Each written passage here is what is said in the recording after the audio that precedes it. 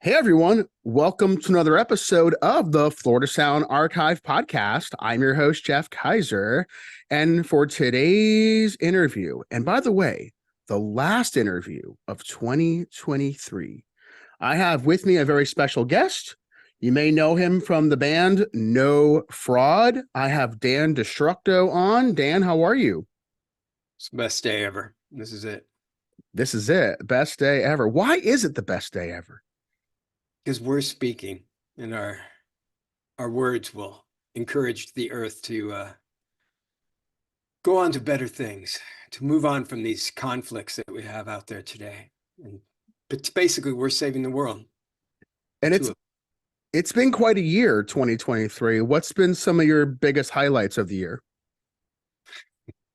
There hasn't been too many highlights.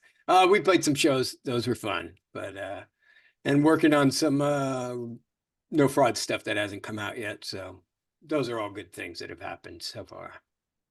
Did you think after all these years, what it's been 50, close to 50 years now, 40 years, 40, 50 years since the band started, that you'd still be out there playing no fraud music?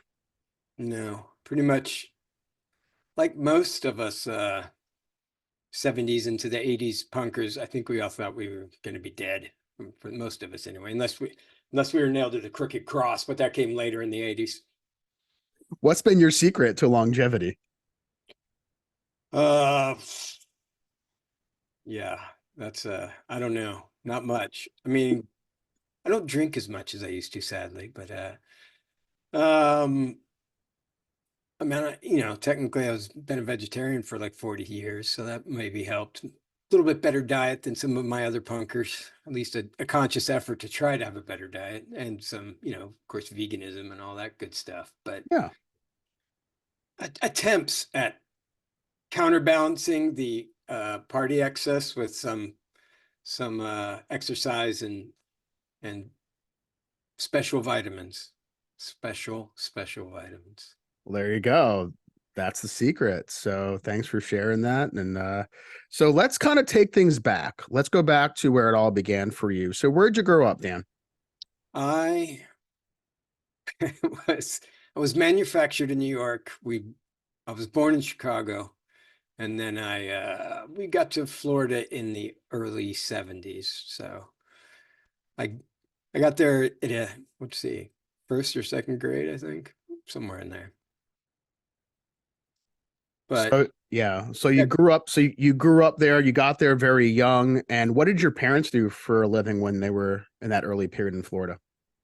my dad was a auto body slash mechanic. Uh, he worked for mostly like GM places. So mostly, and of course in Sarasota, because Venice did not have, because we moved to Venice, Venice didn't have car dealerships. Yeah, we didn't really have car dealerships yet. And then my mom was basically, she kept house, which I'm, between my sister's a lot older than me. She's like a fair amount of years older than me. So, um, she just tried to keep me from getting arrested as much as possible. That your only sibling? Yes. What Yeah. kind of influence did your parents and your sister have on you musically?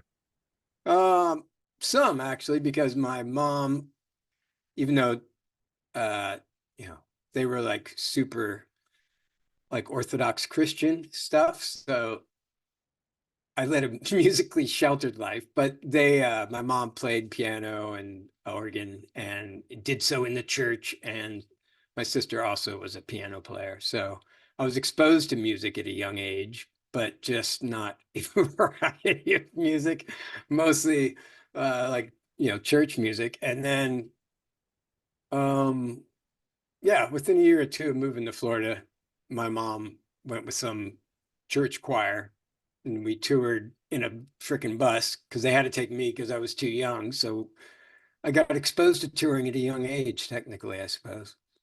Did you sing in the choir? Oh, hell no. They, Okay. all they could do was whatever they could do, make me not say anything, basically. Okay. What about instruments? Did you learn how to play an instrument when you were younger?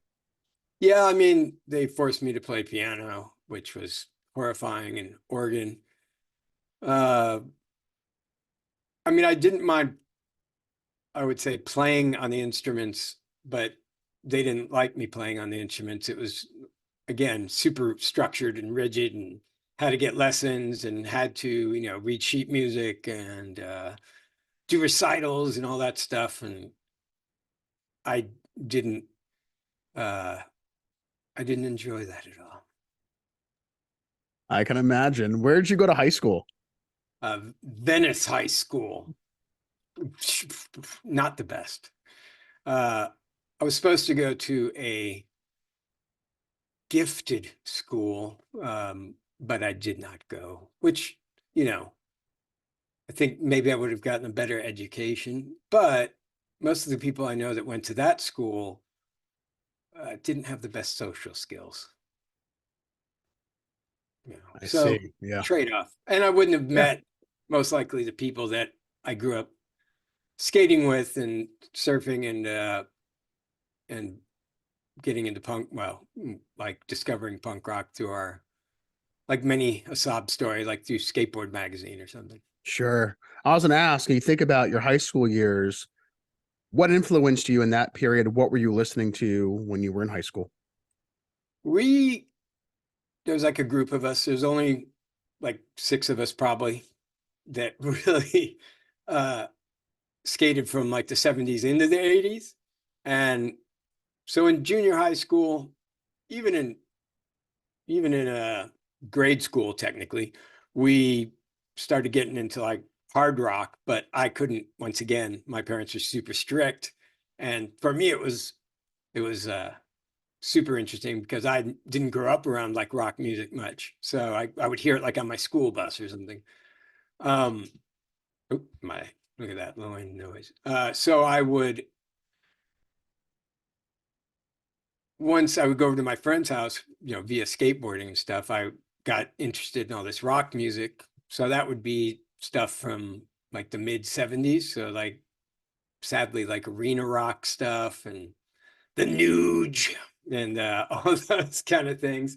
And then I mean, I was lucky enough that right when punk exploded, I was just getting old enough to be interested in it, but we had no exposure because we didn't have a record store in our town. Like I grew up on a dirt road. And when I was growing up, I-75 didn't connect to Tampa.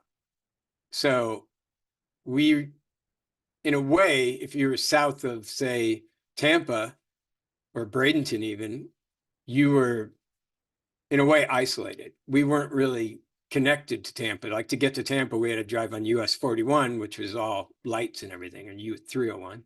So yeah, it was a little different. We were a little more isolated than some of the other, like, obviously the bands from Gainesville or Miami or Tampa, because in Orlando, because they were all college towns. So they had a built-in music population and they had a built-in scene to some degree because there was at least bands playing, variety of bands. Where we were, it was just all like country music, church music, and some rock music once and if some of the bars, but obviously we weren't old enough to go to bars. So Sure. Do you remember what your first concert was? Um, I want to say it might have been some show where Aerosmith played or something. I think some friends took us up there. But then, like my second, it was interesting. But again, it was like an arena type show, big show, and I, I don't know. It was weird because everybody was just getting wasted, and although the music to me, because it was still all fresh to some degree, was super interesting, but it seemed, I don't know. I mean, we had party places where hundreds of people would go party because we were out in the middle of nowhere and we could do that. But to me, it was just a bigger version of that with music. And that wasn't, I liked it, but it wasn't super interesting. And then within a year, so by like 80, 81, we were going to Tampa to see like the Ramones play or something. Who were some of those earliest punk bands you remember learning about when you eventually did come across some of those bands? The normal ones. Like we'd of course heard about like Sex Pistols because it was on TV, and by the time I was kind of getting interested in that, like Sid Vicious was on the news because he had been in a stabbing incident and then he was dead, and so that, which technically was almost verging into post-punk by that time. But that was when we really had started to find records by like 78, 79. We were like fully into punk. And then, but we had no hardly any access. So we had to make friends with the guys at the record stores, and then they would uh, order us stuff. But, it was like special order usually. There was no per se punk section. Right. Did you feel like as you were discovering punk, you were starting to change yourself? Like, did your look change? Did your attitude change as you got more into punk?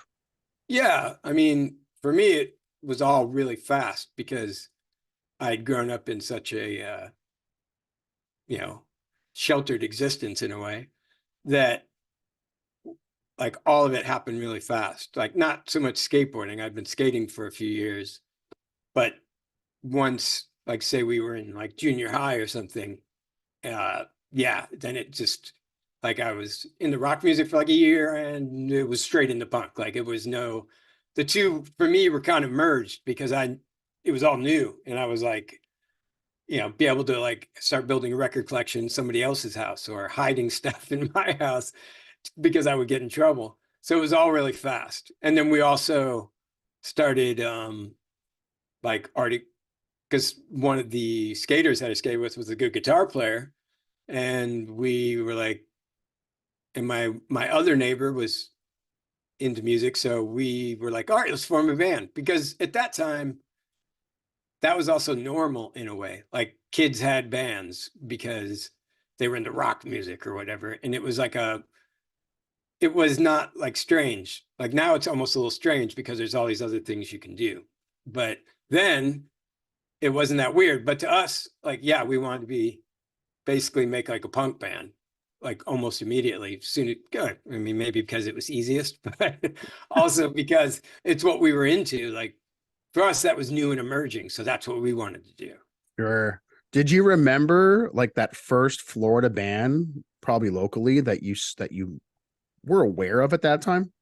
No, and that's what's weird. Like because we were so isolated and young, I mean, we didn't like before I even went. So that, yeah, 79, 80, we had already decided that we were already had instruments, some borrowed, some not borrowed. And we were already starting to try to be in a band. And we were covering like Sex Pistol songs, Generation X, like normal stuff, just all like 77 punk. And so no, we didn't like have like another band to look at. So that's why it kind of was weird for us in general, even into No Fraud. So that band we started was called The Warp, and that started like 79, 80. By 80, we were actually playing. And so, yeah, we didn't. So when we went and saw the Ramones, I think somebody opened up, which was like the Three Bobs, I think, something like that, which we found out was a local band. But yeah, it was strange. We had by 1980, via skateboarding and stuff, we had met other people in towns near us that were also kind of into punk. So we were playing, we played a party in Bradenton through some skaters. They were like, hey, there's a party, come play your band. Because we were like the only band. So we went up and played, and it was in some fancy house by the water. And within 5 minutes of playing, the people that had invited us were like, stop. And they're like, what is this? We're like, oh, we're a punk band. And people were like screaming it for us once again, like, play the Nuge or whatever, Journey, all these things. And we were like, oh, we don't know really how to. So guys were trying to get up and show us how to. It was a disaster, but it was also funny because it was like chaotic for 10 minutes of punk and the skaters were thrashing around. And so it was fun. And that kind of got me into it the rest of the way. But within a year, that band, we started playing some shows and just local things like parties. And we started realizing like no bar would have us because we were too young, but also they didn't like the music. And so we just started like playing in our warehouse and stuff and built Sure. our own scene out of that. What did your parents think about this new you and the music you were Uh, playing? Good question. Not happy, but there was tons of other stuff going on at that point in time. Uh, I mean, they were supportive in a way because once again, it was probably keeping me from getting arrested. So we would like, they'd let us practice in the garage, that type of thing, which was awesome. But then, you know, it was a conflict because I was not into like the whole church thing. And I had like been, I'd been reading since I was little, and I think my version of reality and their version of reality were two vastly different things. So that didn't help. And then, yeah, I mean, the punk thing for me fit because it was like rebellious and different and full of energy. And I was super physical. So I liked the whole like wild dancing and just the music, the aggressiveness of it. And I liked the political part of it because to me, from reading and stuff, I had all these different ideas. And so that was super interesting to me was, oh, look, this music actually is going over some of the psychological, sociological issues. And it's not afraid to explore some dark stuff or to be funny or like it was super varied. Where in pop music, I guess you call it, because then rock music was to some degree pop music.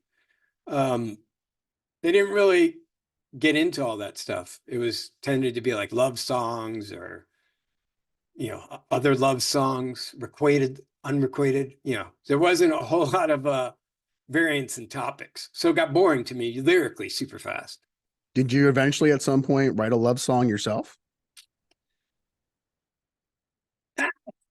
Maybe. I mean, some of our songs, they're more like relationship songs than love songs. But yeah, kind of. There's like Thinking of You is kind of like based on a love song idea. But uh, I mean, boy, that's about as far as we go. But that was also kind of a joke because where we live, we're like a tourist town, those that moniker would be on cards, like Thinking of You, and you'd send your friend a postcard of like a sunset or something. So, and it was just a joke. The title was a joke, but not a joke, but tongue in cheek type thing. Sure. I'm trying to think of other ones, like Best of Friends. Technically, that was like a song about. So there was a song about relationships, but not like what you would call like pining love songs or anything. Right. Nothing candlelight dinner. Not a whole lot of romantic ballads coming out of the No Fraud Cat. No long walks on the beach kind of sound. Not too many. Not too many. Did your parents ever make it out to a no fraud show? About 30 years in, it took them about that long. Wow. They were a little bit shocked. Uh, and it was like a public one, so we weren't out of control. It was like a benefit for a skate park. And I remember seeing, I think my dad, and I just saw him like, huh. Like, but I would say this, like, I think over time and seeing like the things that happened in the community via the band, then and maybe talking to other people and hearing about it like secondhand, like from somebody else's kids, and the fact that we were trying to make a positive change because there was no music club, so we built one, illegally, but we not illegally, stuff like that. So we gave the kids a place to go and do things, and it wasn't all about drinking. I mean, drinking happened or partying, but that wasn't the focus. The focus was to, it sounds shitty, but like enlighten people, like, hey, because that's how I looked at it. Like, boy, this enlightened me. I had learned so much from this music or just music in general. And so we'll have all these different bands. We didn't book like a specific type of band. We had everything from like DC bands like Scream play in the warehouse to Mighty Sphincter, which is like a pretty trippy, weird band from, where are they from? Arizona, if I remember correctly at the time. So we would do all kinds of stuff. We would do everything from straight edge bands to more like rock style bands. And then we would, of course, try to encourage local bands, which would come and it gave them something that we didn't have. Like when we were coming up, we didn't have anybody to mentor us or like say, hey, here's a place to play. Like you guys should be a band and you should do this and do your own thing. Like don't copy us. Don't just whatever you're into, make that happen. We don't care. We'll let you play because we just want you to be able to express yourself. What was the name of that place? We had a couple different ones.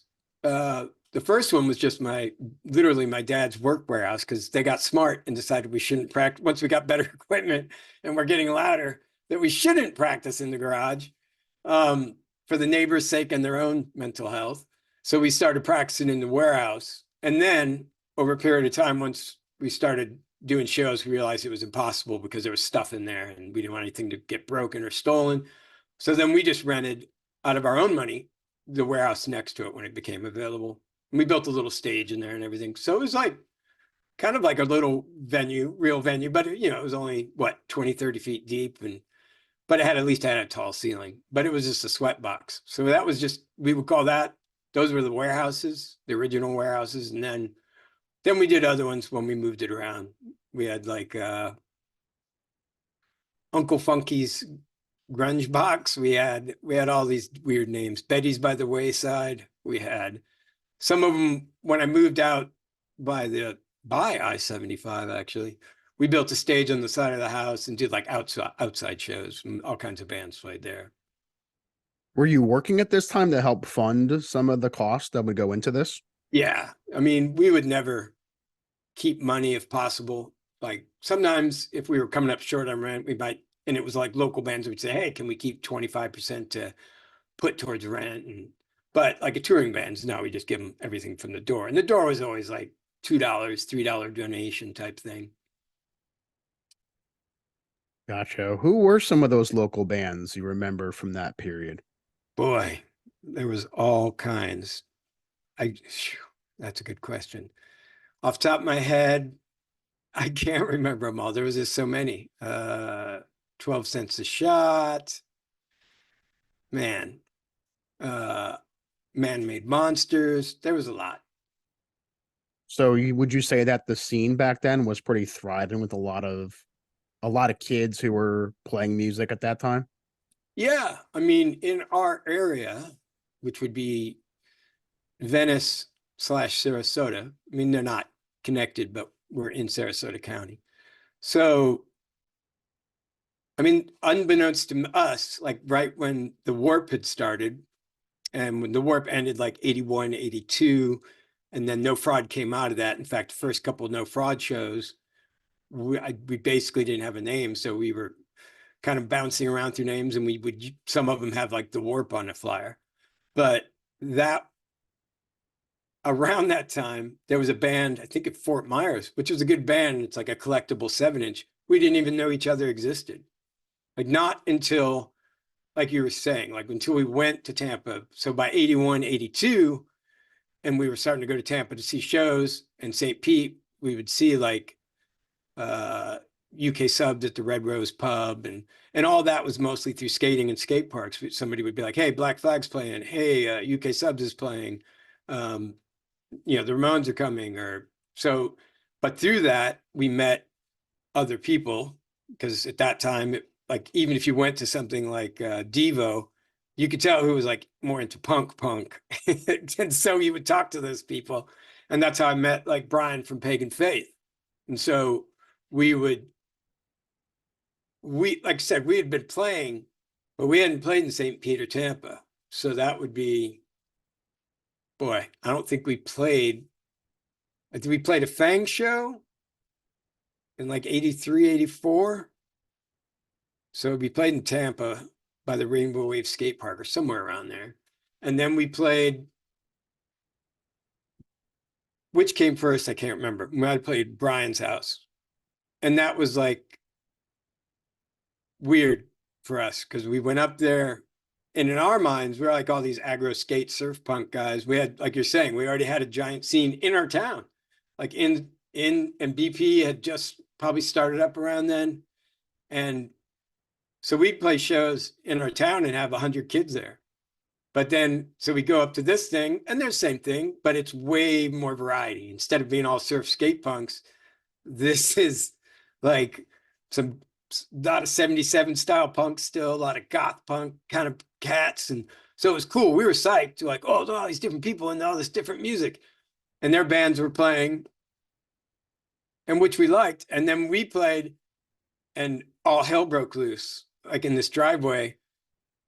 And people weren't stoked. I was like, well, this is weird. Because it was like a pit, and it was because we were more like punk thrash and everybody else was more like punk. And so some people I could tell were looking at us that were in bands were like, oh, because we were like super aggro and fast, and they weren't, they were kind of more into the 77 thing. So it was weird. And but like some people super dug it and would come up to us like, oh wow, you're the first band I've seen that, you know, in a long time that's like, you know, doing this or whatever. And so then at that point, the scenes kind of merged, and all those Venice and Sarasota people started going up to shows. And that's also when more like local oriented shows started happening in Tampa. St. Pete was probably 84. You mentioned a Fort Myers band a little while ago. Was that Antler Joe? I think so. I think Okay. that's what I'm talking about. Like Yeah. my band that, what was that, like 81, somewhere 82? I can't remember the year that came out. But we didn't, and we're not that far apart. We were as close to them as we were to Tampa. Sure. But like us, they're kind of like out in the middle of nowhere.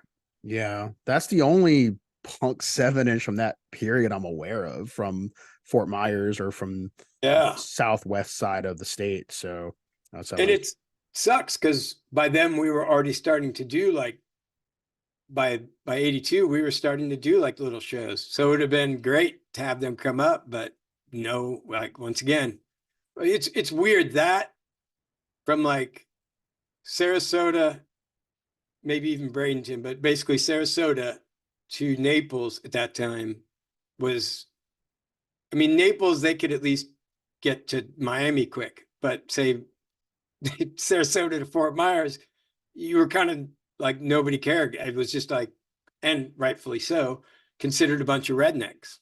You know, Sarasota, not so much because there's 2 art colleges there, but Venice, like, yeah, like when people, we would tell people we were from Venice, they're like, where the fuck is that? Or we're like, isn't that a bunch of rednecks? Like, yeah. yeah, like there's cow fields. We go mushrooming out there. Like, Did you go to college as well?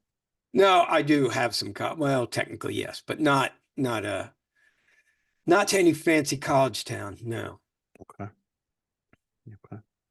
The early formation of No Fraud, was that basically the same members as the Warp, or were there new members introduced when No Fraud finally decided to become a band?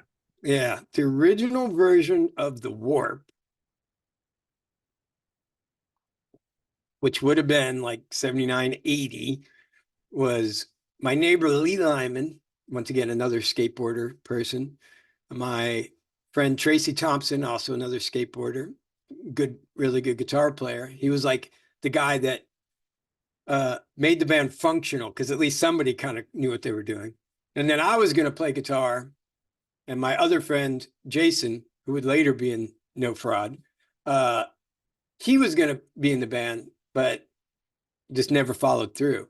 But we needed a drummer. I thought like, oh, I'll play bass or guitar or something. And the other guys forced me to be the singer, which I was not into. Like the first time we ever like played in front of anyone, we didn't even have a mic stand, like put a mic on like a ladder or something. And we're playing in Tracy Thompson's like grandma's house, and she was gone for the summer. And we invited some girls over, like, oh, these girls are gonna be so stoked. We're gonna be in this band. They're gonna be so impressed, you know. So we start playing like some Sex Pistols song or something, and the girls' faces go from like oh to ah, and immediately all dreams were like crushed, and I was like screaming, yelling, or whatever, and I remember looking at the other guys, and they were busy like watching what they were doing, playing, and I was like just watching the people. There was only like 4 or 5 people, and just immediately realizing what was super cool and interesting and new to me, and this is going to be the new thing, was totally not acceptable. Like, probably immediately in my head, I was like, oh, this is not going to be, nobody in town is going to like this. And so I got used to rejection within the first couple notes of playing. But and then Chris played drums. And we had a couple other people try to play drums because, once again, it's hard unless you're super dedicated to punk or, alternative lifestyle or whatever you want to call it. It's can be hard to keep band members, because consciously or not, people, I think, especially if you believe in it, you want people to enjoy it. So when you find people not enjoying it, or that you can't get any financial rewards from it, people drop out, or people move on to some other thing, or try to, which is fine, to try to do something else new. Yeah. Then, so speaking of that, yeah, getting back to your point, within a year or two, the other guys realized, like, okay, this isn't going anywhere, and people had to make money and do other things, so they moved on.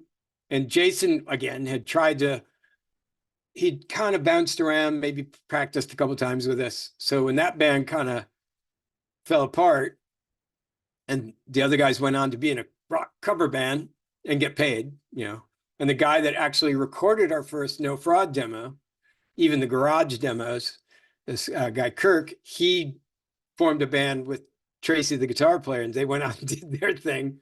And so Jason, I was thinking, like, oh, well, what am I going to do?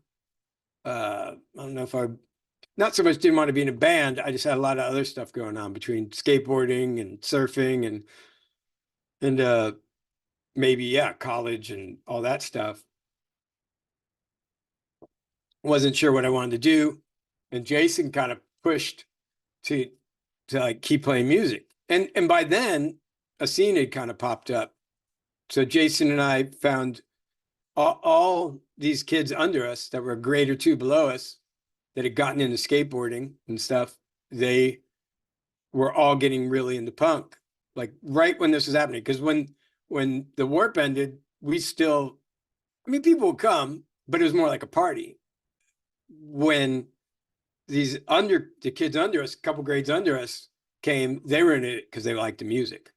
So all of a sudden, we found this other kid, a couple years younger than us, Mike, and he was a really good drummer.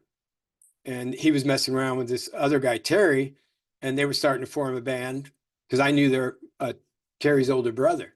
So we're like, hey, Mike, can you come sit in on drums? We have to play this little show. And he was like, sure. So we played, and we're like, boy, that'd be great.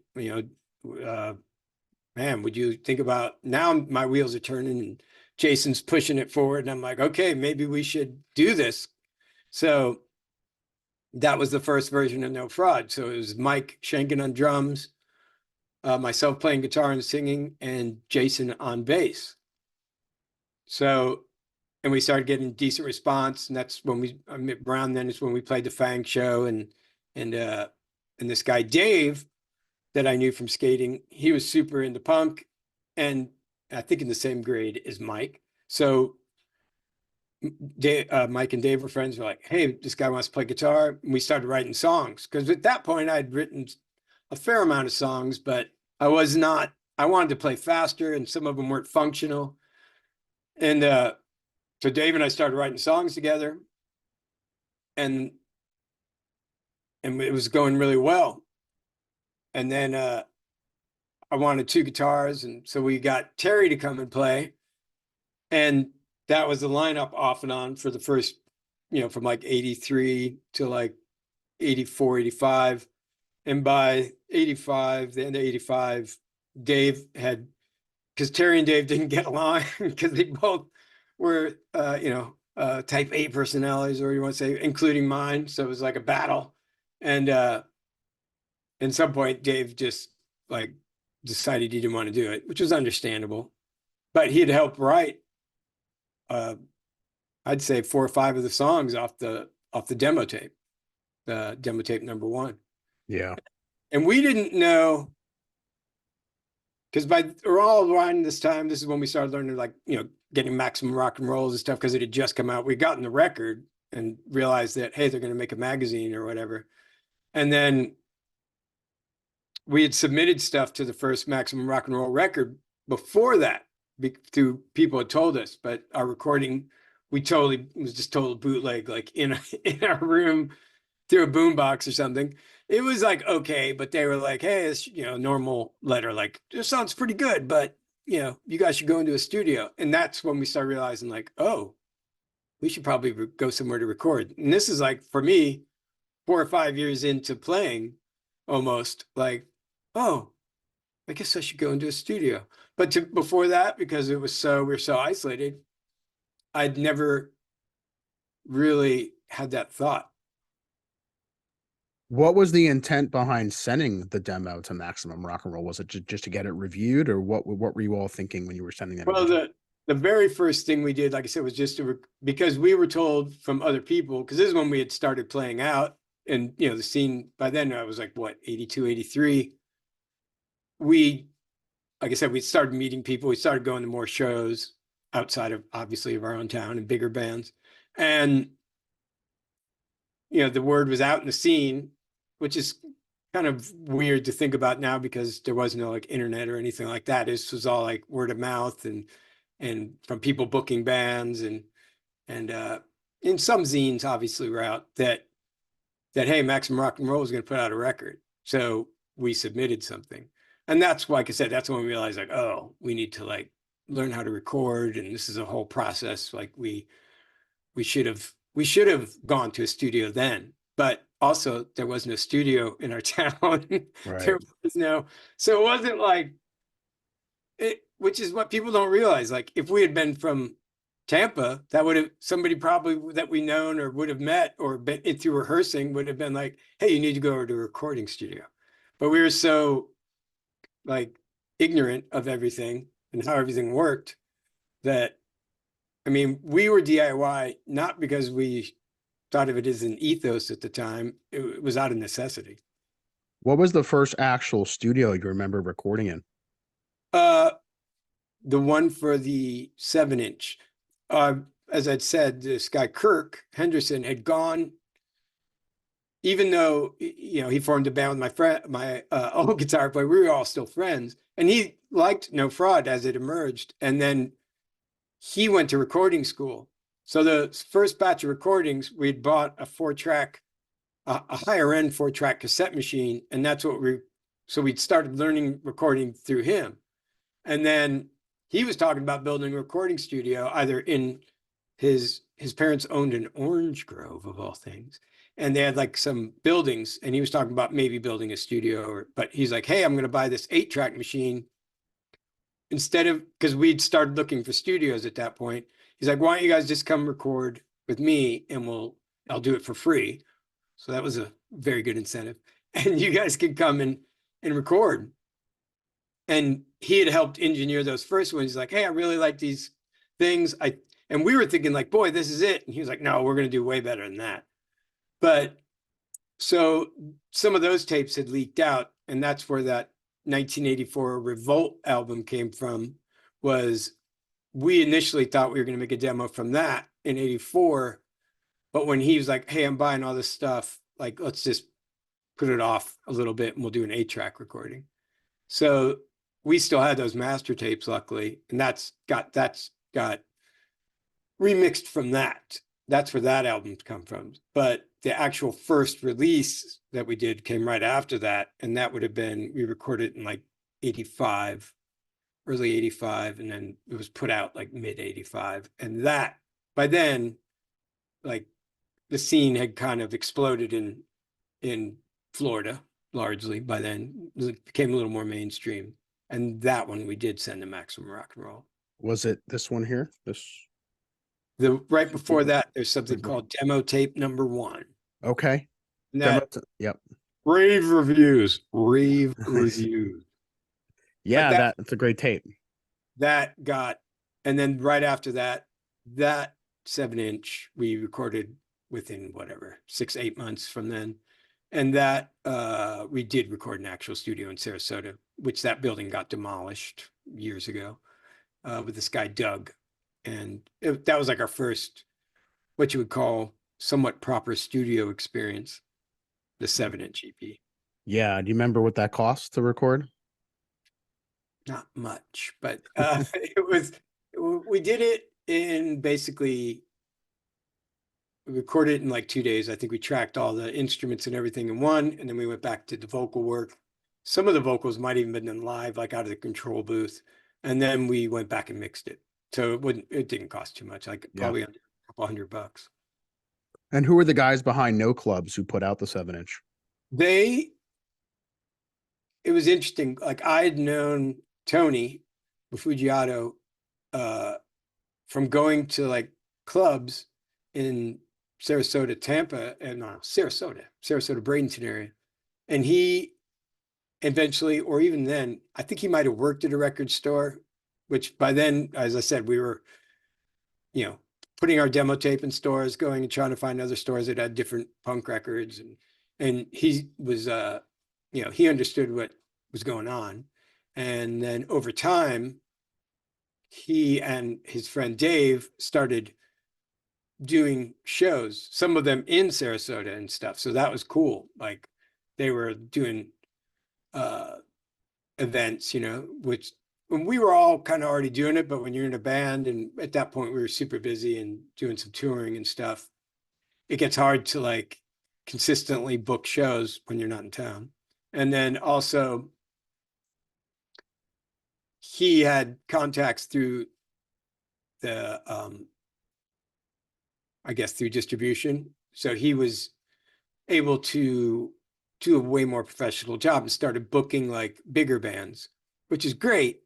But there already was people in Tampa, St. Pete booking bands. So they weren't like the first people there by any means. Do you remember the first time you went outside of the Tampa, St. Pete, Sarasota, like that general part of Florida? Remember the first time you played somewhere else and what that was like for you? Yeah, I'd say 83, 84, we realized that, hey, there's like a lot of shows in Miami and it's almost, it's more of a drive, but we would go down to Flynn's and Cameo and stuff. And we saw a lot of bands down there.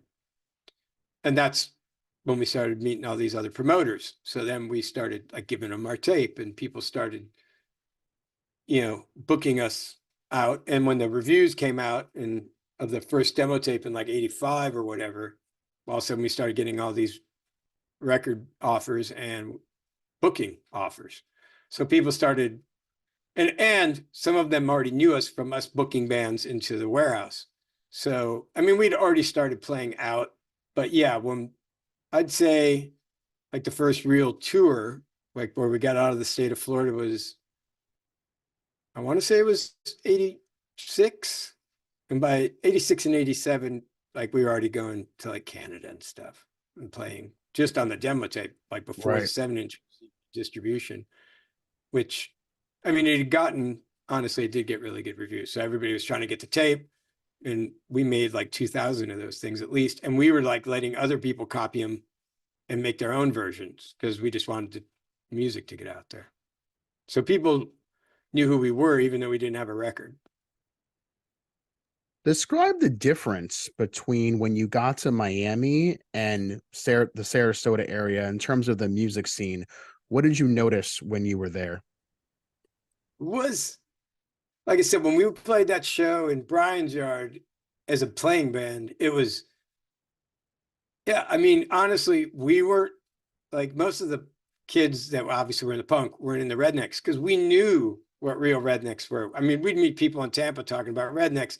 And granted, the outskirts of Tampa still had people with farms and cattle ranchers, but like these are people we like would see every day. Like we would be throwing parties out in their redneck, area because you could. And they were friends. Some of them were friends, some of them hated us, some of them like that's how we ended up with Venice Hillbillies and stuff because like you'd fight them. Like it would just be a fight because you'd show up with a mohawk in 1983 and they would be like, what the, and it's strange because I was reading a book the other day, and it made references to some other old books, but as early as 1880s, people were writing about it. What was his name? Sinclair. And not Upton Sinclair, the other Sinclair, Lewis Sinclair. I can't remember his name. He wrote Main Street. And that book, he kind of goes into like what living in a small town, like, and how it's kind of got its own politics, even though it's obviously within a larger government frame. But there's all this kind of insinuated reality. Like, exactly, if you'd shown up with a mohawk, well, you're kind of asking to get beat up because you're not conforming, basically. So they want conformity. Even then, people are writing books about it, so and that existed where we were. We're in a small town. Everybody knew everybody. Like I heard an interview with like Ian McKay or something talking about like, well, we were just a bunch of small town people. Like, yeah, but you could get on a train and be in New York in an hour. Like, we grew up on dirt roads. Like, we literally were like rednecks, but not rednecks. So it was like confusing. Like, we'd go places, and just because we were so belligerent and our mannerisms and the way we'd speak, like, we'd go to Tampa and people would be like, ah, oh, those rednecks from Venice. I'm like, wait, we have a song about rednecks. So it's like, it would be confusing, go to Miami, which is way more metropolitan than Tampa. And in a way, we fit in better because it was so diverse that when we showed up, nobody really noticed us. But when we went to Tampa, sometimes it was, and we're closer, like, I don't know, it was weird. And Tampa was extremely violent. By 85, 86, it was violent. Like, it was freaking violent. Some of it was legitimate, some of it wasn't. And Orlando, got chased out of Orlando by the O-Town Skins for one of our friends, skater friends, Howard, who happens to be black. Orlando didn't like that. So once they realized we were playing some warehouse party, it was like 85, 84. That was maybe 84, 85. And we played a show, everything's cool. A big pit, everybody's going crazy for us. And then we go out, we're loading the van, and all of a sudden, like, a couple flashlights come out, and like, yeah, you guys got to leave. We're like, what? Looking around, and all of a sudden, there's just like a moment of like, oh shit, this is real. These guys are fucking angry. So we get in the van and we're like talking to each other, like, hey, what do you want to do? Like, should we get out of here? And all of a sudden, bam! Like, flashlight smashing the van, more people rushing out. Like, oh, oh shit, this is real. So we start up the van and just back out, and there's all these people chasing us, like yelling the N-word and all this stuff. We're like, what the fuck? Like, this is fucking real. But we were from such a small, isolated place that any freaks, and I'm not saying racial freaks, I just mean anybody who's into the music, we all banded together to protect ourselves from like rednecks and jocks and like all these stupid high school clique things, because that's how we survived. But like, we go to a bigger city and they're like, there's enough of punks, I guess, or racist punks, that they could form their own clique and try to push people out. It was eye-opening. Did you ever experience that level of violence in any other parts of the country that you played in? Not really, man. I mean, you'd see it in places for sure. You'd see it like, there was some in Texas, but there was some in like random spots, but never like a little bit in California. I've seen it for sure. A little bit different though, different kinds of racism, like brown on black, black on brown, brown on white, like that. And I use those terms loosely. I'm just so you can get a visual picture of what's going on in your head. Like, but yeah, also because I was in it more in Florida, but it's also notorious. Like, people write about it. So it was heavy, like I knew the guys, the two brothers that killed somebody, supposedly, most likely they did, but it's like, those guys were at first they maybe when we didn't know them so well, first couple interactions at shows, but then as time went on and they realized probably the same for them, right? They realized like, hey, they got black friends. They got, oh, they're like peace anarchy punks. Like, whoa, like fuck these guys coming into our scene. So then they started being violent towards us. And that's when you realize like, oh, this is in our scene too, right? So you fight back, and not so much to censor them, you fight just to be included. As the singer of No Fraud, did you feel like you were heckled at all when you were on stage? Yeah, I would. Yeah, but I also, maybe heckled the crowd. So tit for tat, as they say. What was some of the best heckling you can remember? Oh, I don't know. I mean, all kinds. I mean, and not just heckling. I mean, I've been physically attacked a lot on stage, mostly by skinheads. I mean, we did something, let's see, we played with Bad Brains and Clearwater, and I decided we'd shave my head on stage because I had like long hair like this or whatever, shaved my head. And then I say, hey, something to the effect of like, well, now I don't have any hair and I'm still not racist. So obviously it isn't being a skinhead that makes you racist. Well, the skinheads that came to a Bad Brain show, which really doesn't make any sense if you're a racist skinhead in the first place, to pay money to go see something you don't believe in. So among other shit we did, they try to attack you, they try to pull you into the crowd, whatever, that kind of shit. You lean over, somebody sucker punches you. That happened in West Palm, that happened in Orlando, that happened in Tampa, mostly in the middle. I don't think that ever happened in Miami. Maybe got attacked in Miami, but for different reasons. Um, yeah, it happens. I don't know. But if you are challenging people and trying to get them to think, sometimes those reactions are going to be, possibly physical. Yeah. Did you find that some of your contemporaries and other bands were experiencing some of that same violence where you were getting hit and getting into fights and and all that? Yeah, I mean, I think for sure there were people that, without a doubt, experienced some of it. But some of the bands, uh, I'm sure were completely indifferent. That wasn't what they're about. They just wanted to make music, let's say, and they weren't politically conscious or socially conscious in that way. And that's fine. Not every band has to be that. And then there were bands who maybe even that I wouldn't call racist, bands. They don't have racist lyrics. They're not like Screwdriver or anything, but they may hold some of those beliefs. So those guys would totally say the skinheads were kosher with those bands because they, through hanging out and partying and stuff, they realize like, oh, these guys are a little more aligned with us than say No Fraud is. No Fraud is actually against what we are. So yeah, some bands definitely had problems without a doubt.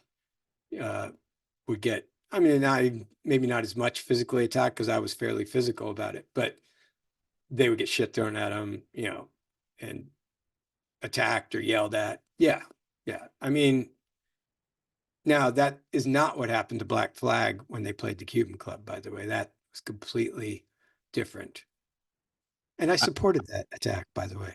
I only read about that story. So for those that don't know it, perhaps you can shed some light on what that story is all about. So this is a biased opinion from one of the bands that was there. Um, However it happened, it was confused. So somebody put out the word and booked local bands, us being one of, No Fraud being one of, to the point where of course, communication wasn't as good then, but us and a couple other bands drove to the show and we'd been promoting the show. There were even some flyers with like, and when we got there, we realized like, hey, this is fucked up because some of these bands that are on the bill aren't the bands that we have on our flyers and stuff. So we talked to the promoter, which I forget who it was, and they were like, oh, yeah, man, the bands, I'm sorry nobody contacted you. The bands, being Black Flag and I don't remember, Painted Willie and whoever,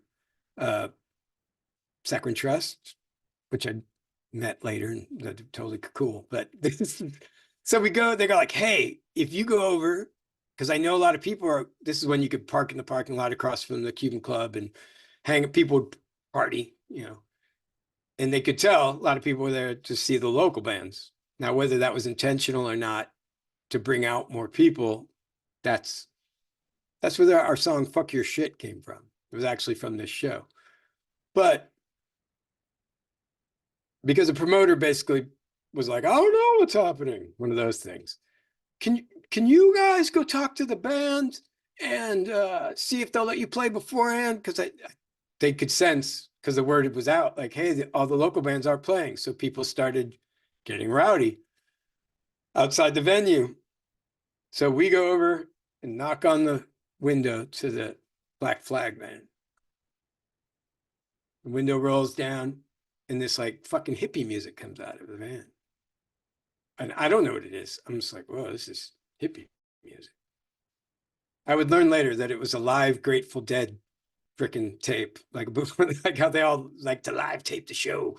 So that was shocking enough. Me and like whoever, Dave, I think was in the band, and we're like, oh, it was like smelling bad perfume or something. We're like, oh, this is so we're like, hey, I think there's some confusion because there's like 2 or 3 local bands that are supposed to play.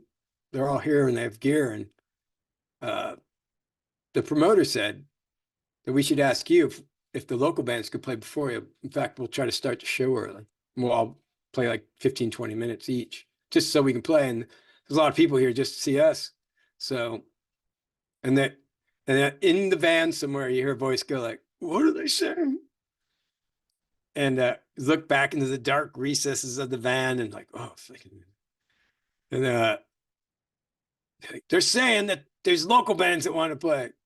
Tell them no.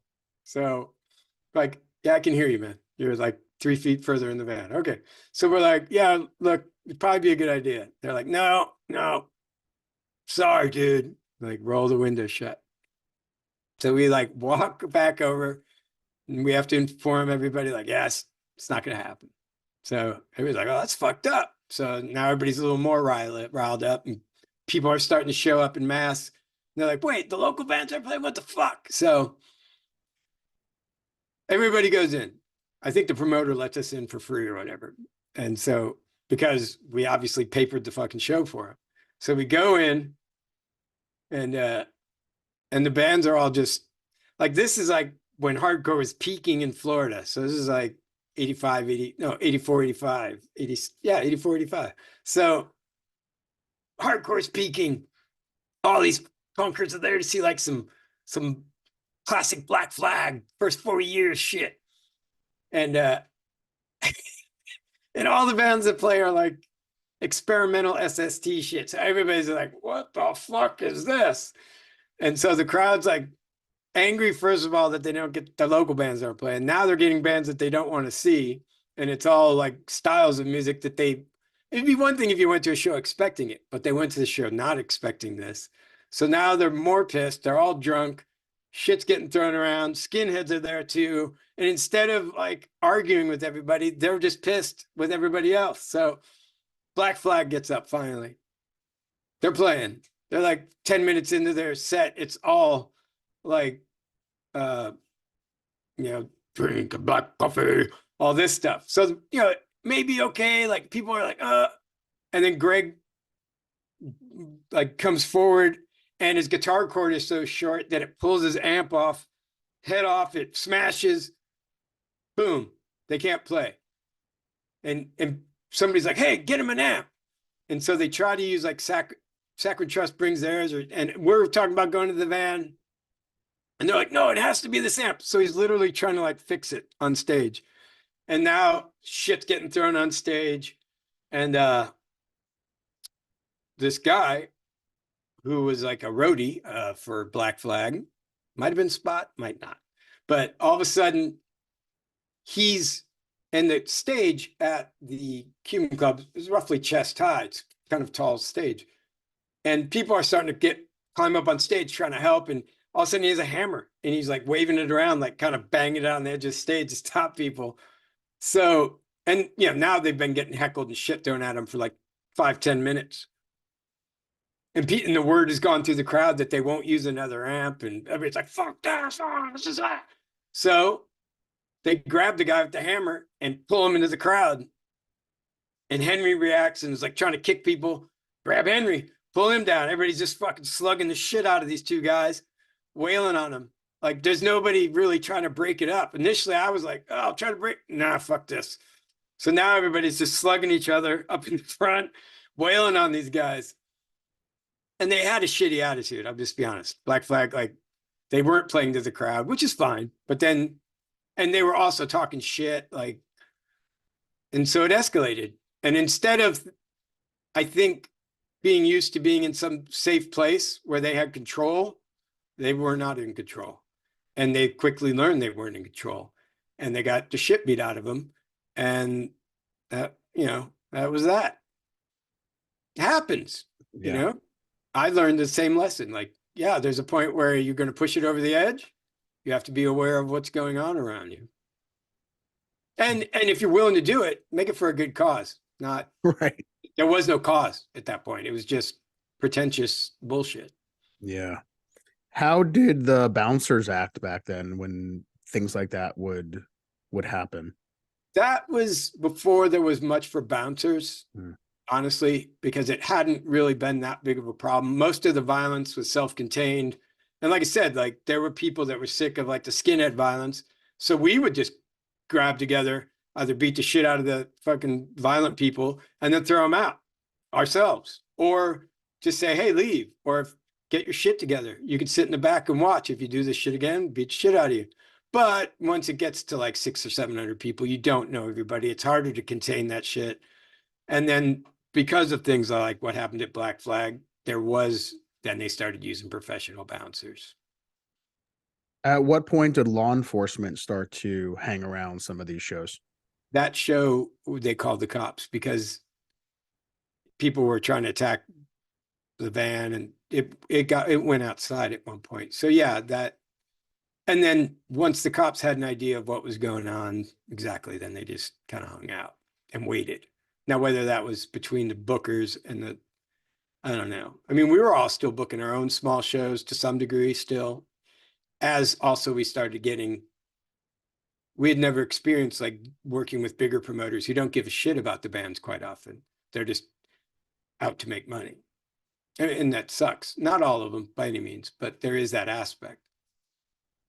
Did you ever play a show for a promoter and perhaps you were promised something and then it never came to fruition, never got paid, or it wasn't what you thought it was going to be?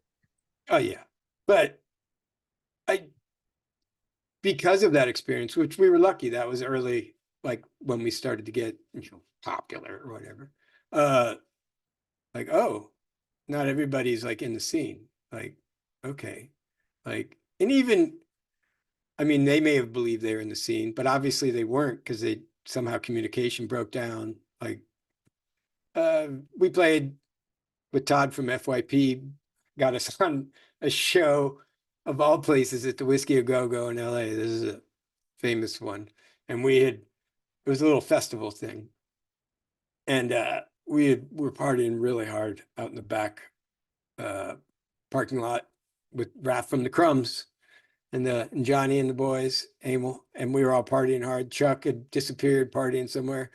And so we went and played inside, and show was over. And we saw like a Corvette or some kind of sports car. This is like a multi-tiered parking lot thing. And we saw this car like, well, that's kind of weird. Guy was hauling ass in the parking lot. And all of a sudden people run out of the building. The guy who'd helped book the show was like, gosh, stop that guy. He's got all the money. Classic like Hollywood crap. And then he's like pulling out on the Sunset Boulevard and like waving at us as he drives away. Like just classic. The whole evening was fun because I like dropped my pants at some point, because that was one of the first times I'd ever experienced somebody like going, oh, well, if you're going to sell merch here, we're 20% or 25% or whatever. So I'd written like 20% across my ass and like dropped my pants at some point to the venue. not the crowd. I'd say like, hey, whiskey, here's your 20%. That kind of stuff. So Yeah. yeah, mostly though it was all because we learned like, all right, just try to stay within the scene, as much as possible uh because other people don't care and you're not building a scene. If you start working with people or venues that don't give a shit about what you're doing, what do you expect is going to happen? Like, do you expect they're going to be loving, caring, nurturing? Because they're not invested in what you're doing. They haven't like worked at the scene for 40 years. Their version is, well, I opened this club 3 weeks ago and I've got to make money. So yeah, their decision is going to be based on money, not on, oh, it may show that I have integrity. It may help my venue last. If I don't rip people off. And sometimes they're not even ripping people off. It's just their way of doing business. And business and punk rock don't really dovetail well together. Yeah. Yeah, that's true. At what point did you realize people were becoming more aware of no fraud outside of Florida? What was that moment for you when you realized that? Definitely like when the demo tape got reviewed, like people had kind of heard of us from some of the bands that we'd started playing little shows with and stuff. But when that demo tape got reviewed, yeah, like I had people asking me for my phone number and like Caroline Records and all these people trying to put out the first 7-inch and I started talking to people then like, well, are these guys cool to deal with? And some people were like, no, like this is I don't think that's a good idea. And so like different record labels like Posh Boy and all these people like, okay. And so you're a little bit like, I mean, we were a little bit prepared for it because at least at that point we had already started like trying to record for real, but not prepared for the distribution part because that had never really, again, we're not like from a town where that like if you're from LA, that's built into your whole surroundings as a band. Like even if you're an underground band, there's a strong chance that you'll run into somebody whose dad's an agent or runs some kind of works in the record business. And even if they're not going to try to capitalize on what you're doing, they're going to tell you, they're going to give you advice intentionally or unintentionally. Like, how are you guys getting these records out? Like normal questions. We didn't have any of that. We had nothing. We had literally nothing. Like that's why a lot of it was DIY because we had to do it ourselves, which also facilitated us making tons of mistakes. What was one of those biggest mistakes you feel like you made back then? We probably should have put out the first 4-track demo in 84, just because it probably would have led to, well, name recognition sooner, whatever that means. But like, because we were isolated, like I talk to people to this day that think No Fraud started in like 84, 85, which is true, but it really started in like 83 and in some ways almost 82 when the other band was breaking up. Like they don't realize like, oh, there was a band in Venice, Florida in like 1979, 1980. Not that we were any Yeah. good. We weren't writing that many songs. I was trying to write songs. I was just learning, but we were a punk band. Like, but because we were so isolated, there's like people don't even realize it. Even though I'm in No Fraud, they don't like people rarely ask the question, like, were you in a band before that? Like, it gave me the ability to when No Fraud started to within a year, instead of like having this long 2 or 3 year learning thing, we were able to just go because I had already done it once as far as, practicing and kind of figuring out how things work and musically, so that is kind of why No Fraud seemed kind of formed to a lot of people. Like, oh, this band just appeared in 85 and recorded this bitching demo tape. That's weird. Like, no, it had been going for a couple of years already. Right. Yeah, The songs exactly. were rehearsed already. Like we were able to cut 18 songs on a demo tape. But you don't write 18 songs, like those anyway, in a week. Like obviously something had been going on for quite a bit of time before that. Sure. What point did you realize that people were starting to discover No Fraud that were from outside the US? It was like the demo tape thing again, because people then started writing us, asking us for songs to put on comps, like to put out a 7-inch and to book us, like more like a real tour as far as extensiveness. So yeah, and that's when I really started getting into like the whole pen pal, punk rock pen pal thing, and writing people from all over the world, and you know, just what to me, I don't know, a lot of it got thrown away, but yeah, like I had tons of demo tapes and stuff because that was all the other thing. You like trade your tape with people, and then that's also how I found bands to book and bring in. It was just full networking, but on a much slower scale. Right. It was quite different, obviously, having to do that. Were you the one who was handling a lot of that part of the business side of getting the name out there, the music, being in zines and all that? Who was handling a lot of that? Yeah, most of it was me. I mean, just for whatever reason. I mean, I don't know how it ended up being that way, but yeah, it was mostly me. I mean, I would have the other people come in, and when we had tons of mail or something, I would say, "Hey, you guys should be writing some of these people back." So some of it got spread out just because it was too much, and I was trying to, at that time, still write songs and learn to play guitar a little better, and I'm like just freaking writing letters for 6 hours at a night, like. And Yeah. I had like run away from home by then. And so I was like, I didn't have all the same resources. So yeah, it was involved. Did you have anyone close to you who was helping in any way to provide some guidance to get kind of navigate through a lot of these things? Not for the first year or two of like, but once we started playing some of Tony's shows and stuff, they helped because that's who the first pressing of the record came out on. But there was some small issues with that too, because by then we were already kind of self-contained and we were out playing shows and moving around on our own accord. And we had already been in existence for a while, like before they existed, technically. So I guess we were maybe a little more independent. And then BP came up, which was from their area. They were more like Sarasota, Bradenton. And Jeff and Jeff had seen some of the first No Fraud shows and stuff.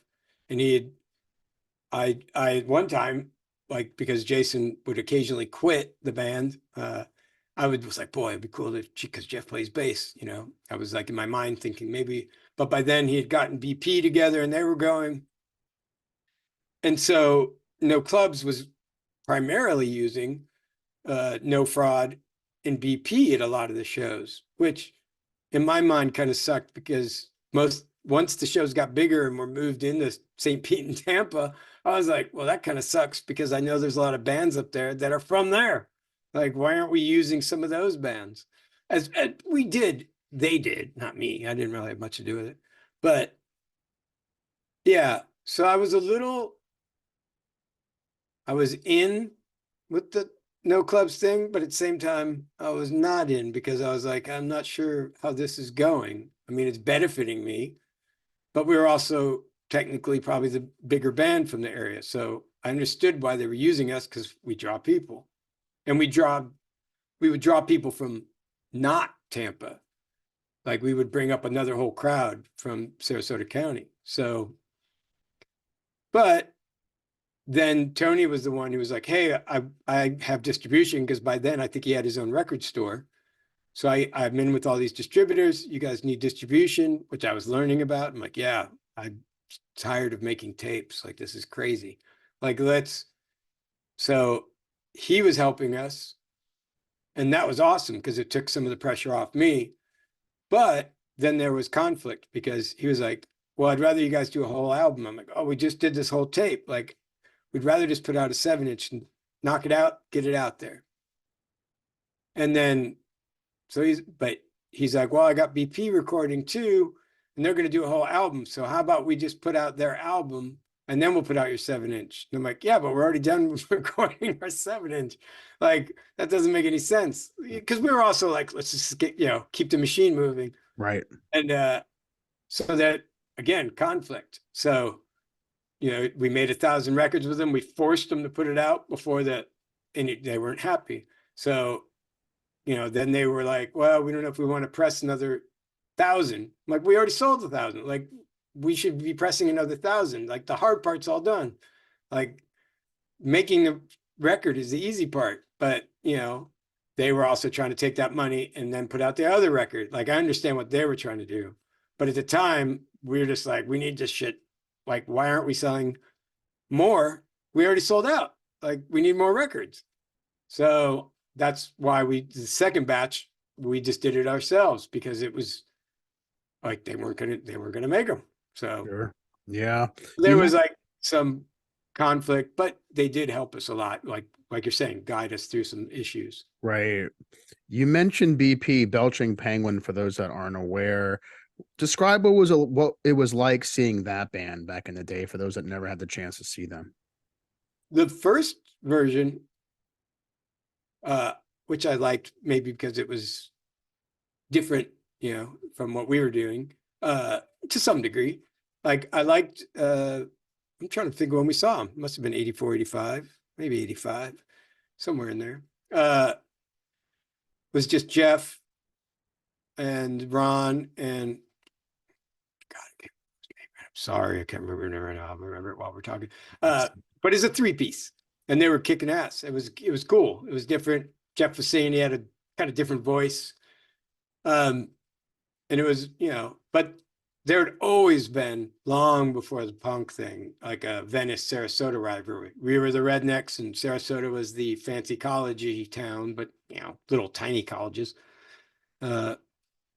Seriously, like Ringling Art School and New College were both, you know, I would be surprised if they had 1,000 people at the time going to school there. So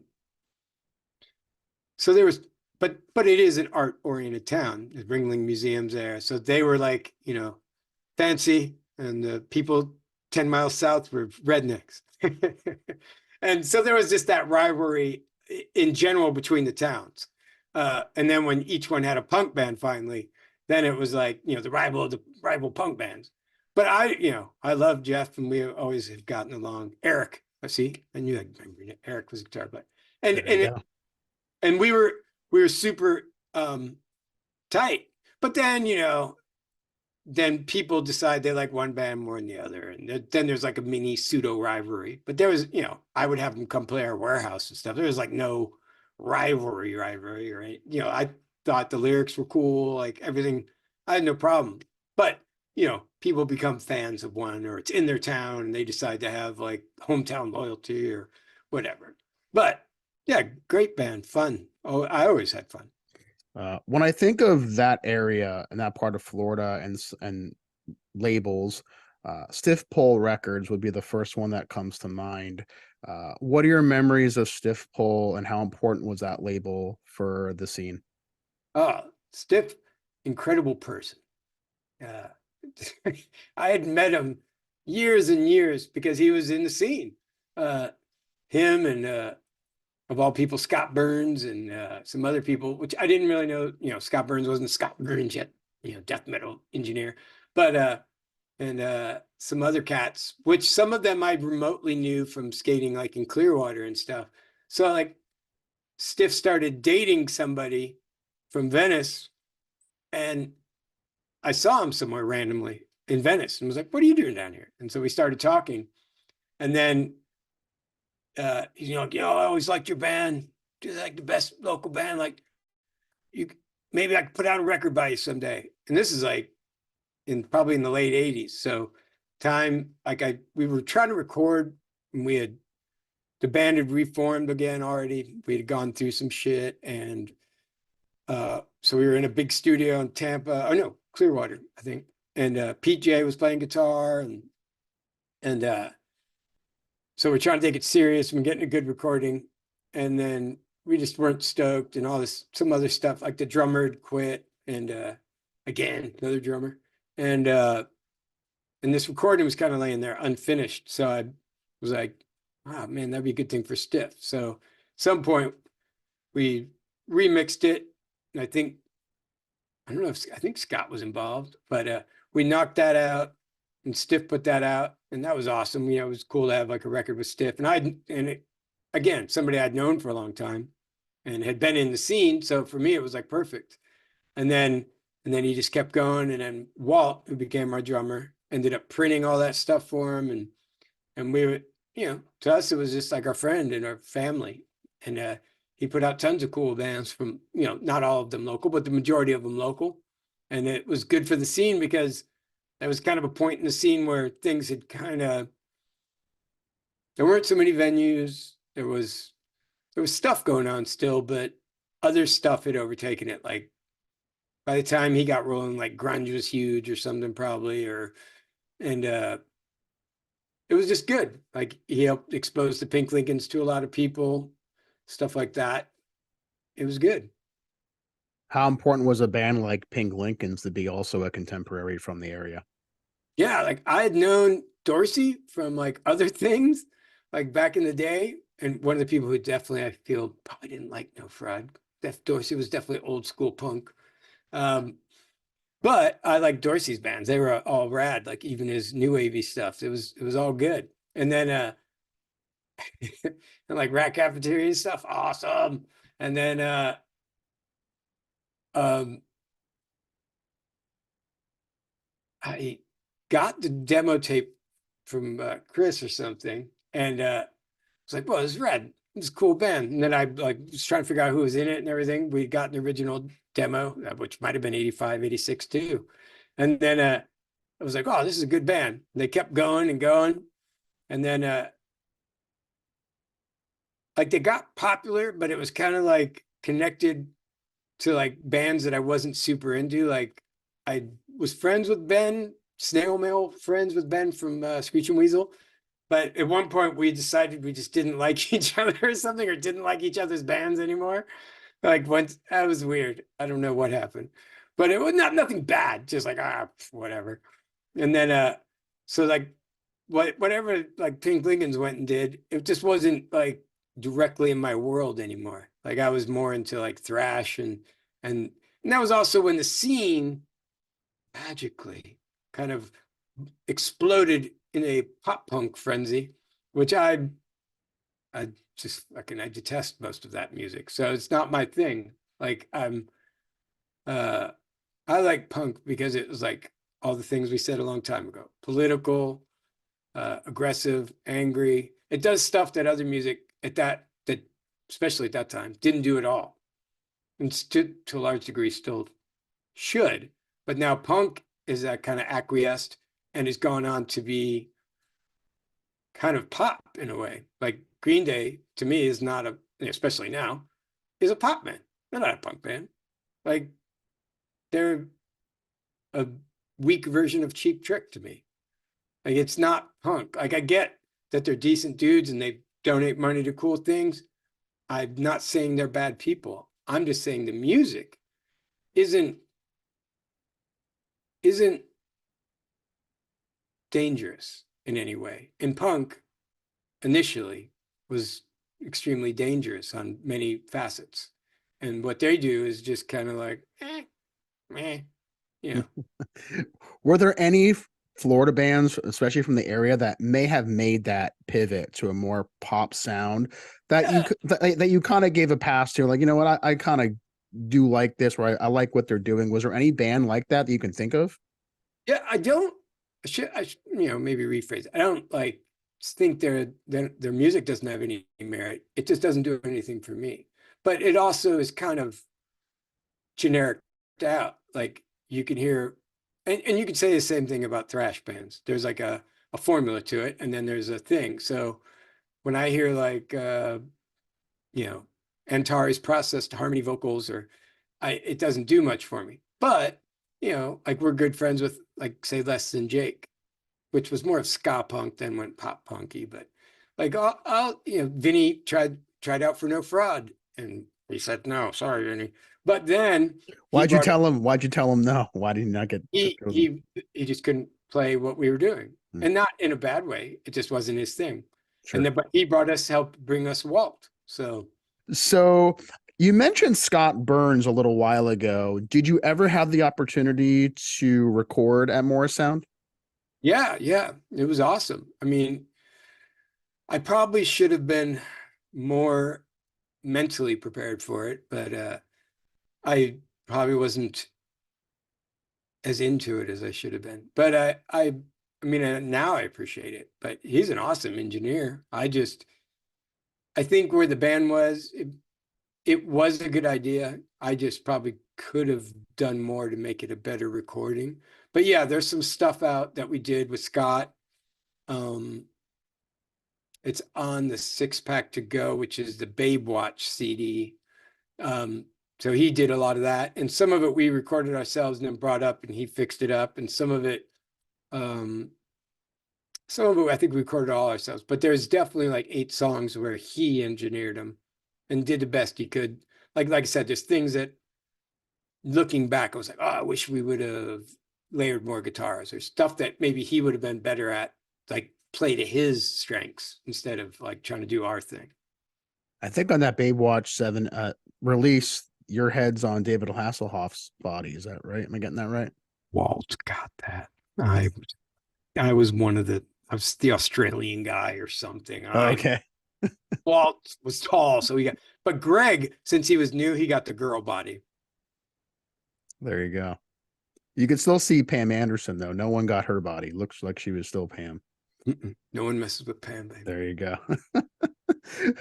With all that was going on at Morrisound at that time, were you also into a lot of the bands? Scott was recording a lot of those death metal bands. Yeah, yeah. I mean, some of them had been like No Fraud fans. That's what I said. I wish maybe I had paid more attention, like I was into it. Um, and but once again, we were so busy doing what we were doing. But yeah, yeah. Like looking back, should have I done like a side project and utilized Scott to like say, hey, get me into one of these things somehow, and we'll do some freaking, 8-song record or something, now, yeah, but that's with hindsight Yeah, of course. because I see so many similarities, which is also why No Fraud maybe wasn't as popular. Say, like when you compare it to Pink Lincolns and all that scene got big, even though we were maybe would make funny records like Babe Watch or something, do a funny song, we were musically way more aligned with like the thrash and the death metal bands. Like we were fast, loud guitars, distorted, screaming vocals, like all of that at that time aligned way more with what they were doing than like pop punk, which was huge. And but we would get because we were considered a punk band, we get lumped in with those bands. When we play a show or some metal guy would randomly show up, they'd be like, "Whoa, you guys are really good!" Like so, hindsight's 2020 though. Sure. Usually when I've talked to people and when No Fraud comes up, usually the word that follows is No Fraud are legends. When you hear that, what does that mean to you? That my back hurts for a very good reason. I'm old punker. Uh, yeah, I. It's weird. I know it doesn't make any sense to me in the fact that we just do what we've always been doing. I mean, we intentionally, at some point, maybe to our detriment, intentionally didn't do major record labels, didn't play like the Fest or something, because I don't really believe in what the Fest has become. I don't hate it. I'm not a hater. I just don't think No Fraud should play shows that have like corporate sponsors, that kind of thing. Like it's goes against what the lyrics talk about. So, and I get it. You get a larger audience and all that. More, yeah, I mean, that's true. But then it's not true. Like, are those people really going to get down and dirty and dig into it? And maybe. But evidence has shown that bands that do that either break up or just become irrelevant because people realize they don't have any integrity. Like I heard something a long time ago, the medium is the message, which is like, makes more sense than I'm going to play to a giant crowd at a Budweiser sponsored event and maybe pick up 5 new fans. where you may lose 10 fans because they'll be like, oh, those guys are fucking sellouts. Yeah. If there was a label, perhaps that No Fraud could have found themselves on, what label would have been for you? Boy, that's a hard one because almost all those labels are gone. um, yeah, I don't honestly, it would be more like the metal labels. Like we did a record with Nuclear Blast. We should have done a better job. We should have done whatever, hindsight. Um, but yeah, I would say more like the metal labels, like because A, some of them are still around. B, because the music I think would have lasted better on there, where most of the punk labels have disappeared, that were around when we started. So that's, yeah, it's hard, man. I would say something like, definitely not Metal Blade, but something of that, like in your mind that would make you think, oh, hard, fast music. Sure. How did the Nuclear Blast connection come around? One of those people that wrote us back in the day, and from the demo tape, I think. And that used to be, he initially started out to be a punk label. And then literally while he was getting it all put together, he got super and more in the metal and which at thrash, which was just coming out, which made sense to sign us. Now, should we have made a more thrashy record? Yeah, probably. But so yeah, he just wrote us and said, hey, I'd be interested in putting out a record. And magic happened. Magic. Have you slowed down at all, or you still feel like you're working as hard as ever? I wish I could do more music stuff, which I've been, trying to do more. But yeah, I mean, we still put out records, and I mean, the scene itself is more spread out. I wouldn't say it's more, obviously it's less, what I do anyway, is less popular and less active. But I would say the scene itself is maybe as big, but just spread across thinner layers, thinner layers. Was Straight Lines, Crooked Morals the most recent record No Fraud put out? Yes. Let me think about that. Well, and then I put out a 7-inch of the first thing Walt and I ever recorded together, which was technically was No Fraud, but we were still experimenting. Like I wasn't even sure if it was going to be No Fraud when it was just like songs we wrote goofing around, which was Paradise Lost, which was a demo tape. We only made a couple hundred of them. And because we were like, oh, we got a new thing going on here. And then we continued to call it No Fraud. I mean, by the sound of Straight Lines, Crooked Morals, and the length of those songs, it sounded like you were you're just going faster than ever before. So it was Many reviewers have said so. Yeah, yeah. I mean, I guess I looked back across what we had done and maybe what people had said in a long context, like 20, 30 years. And they would always say things like, the ones that stuck with me anyway would be things like, boy, your live show is different than the records. It's the same, but a lot different. And so in my mind, it was just, okay, live show is going to be faster, a little more distorted sounding, probably. So why don't I just try to take that live show and put it on a record, but of course in a studio setting. So yeah, faster, louder, yeah, but makes still sense. political. Exactly. Yeah. Song. That hasn't changed. You've been very consistent for 40 plus years. So the formula is there. So whether you were a fan in the very beginning or whether you should be able to follow No Fraud from the beginning to where things are and get the same band. So you can't say that about a lot of bands though, right? A lot of bands change their sound over years, right? Or they experiment a bit more, and it doesn't sound like that's something No Fraud really dabbled in. I mean, there was some stuff we did for sure, but I mean, we did a little bit of stuff that we should have probably just done a different project, but from thinking about it when we were doing it. I was like, boy, this, and like you're saying, looking at other bands, boy, this band, I really liked them when they started, and they became something I didn't, which just seems to be the normal formula. Like you're saying, they start out maybe fast, they get a little slower, a little maybe better at playing, and then somehow they fucking write ballads. And everybody's like, oh, great. And some fucking company uses it for a commercial, and everybody's like, yay. And then the original fans are like, boy, these guys suck now. So I tried to not do that intentionally. You're correct, through my life, because I don't know. Again, there's variances in it and the way it's done and the way it's produced and the recordings and some of the styles and guitar tones and all that.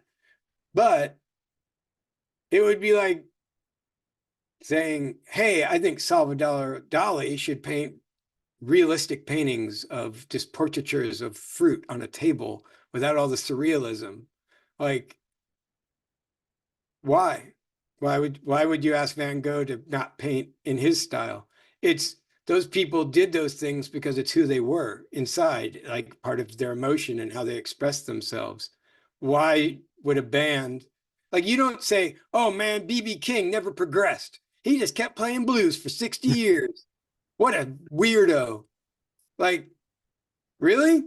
Why do people have to say that about punk bands? Like, they never got better or their style didn't change. Like, they were who they were. Like, why do they have to progress? Is it really progressing, or is it just changing? Yeah. Change isn't always progress, right? You buy bread, it's fresh, and then you leave it out, or something happens, it gets moldy.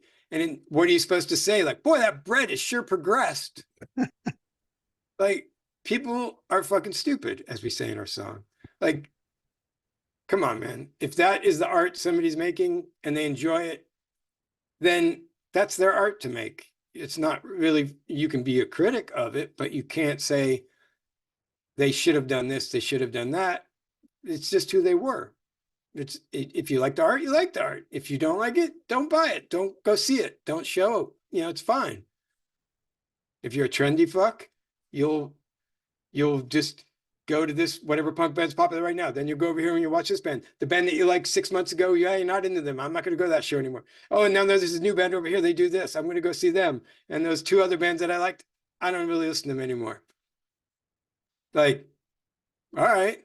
But to me, that's no different than pop music. That's the formula that pop music is built on. You go see this band. They're popular for a year or 2, 3 years. They capitalize on that as much as they can. Boom, dead. Move on to the next thing. Which is market capitalism. Yeah. Which is not what No Fraud's about. It sounds like a lot of these emotions and a lot of these ideas and thoughts and feelings came out on that record. The most recent one. It seemed like a lot of that came out on it. So that record was recorded with Walt, right? Before. Correct. And Walt passed in 2020. Am I getting that right? Boy. Yeah, I try not to remember. It's been, I think it's 3 years.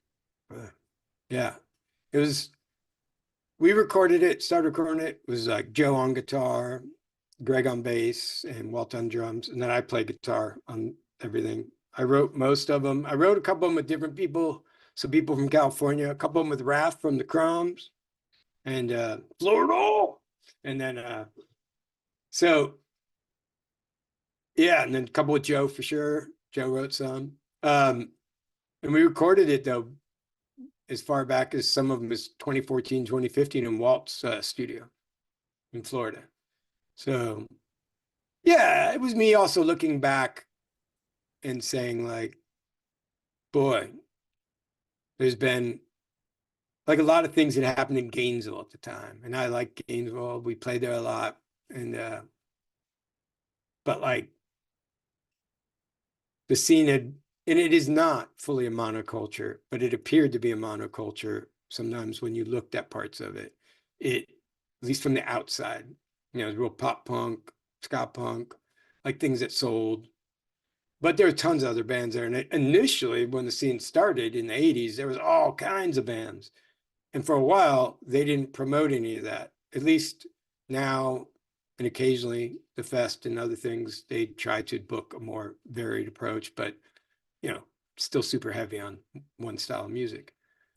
Real quick, there was a story that Brent Wilson shared when I had him on the podcast from Radon, and he shared a story about the No Fraud show in his bedroom. Do you remember playing Brent Wilson's bedroom?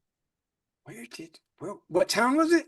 Did he say? I imagine it was in Gainesville. Yeah, it was probably Gainesville.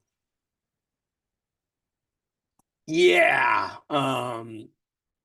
Gainesville. See, that's why I mentioned Gainesville, because Gainesville was so rad. But it's not just the scenesters' fault. Like, it had a lot of house shows, man. Like, just like that, which are my favorite shows because it's just it's there's no pretense to it. You're playing, you're not making money. You're just doing it for fun and the art of it, and to interact with people. And yeah, boy, if it's the one I'm thinking of, some shit might have got broken. Besides the normal hearts, when No Fraud plays, it's pretty much a heartthrob band.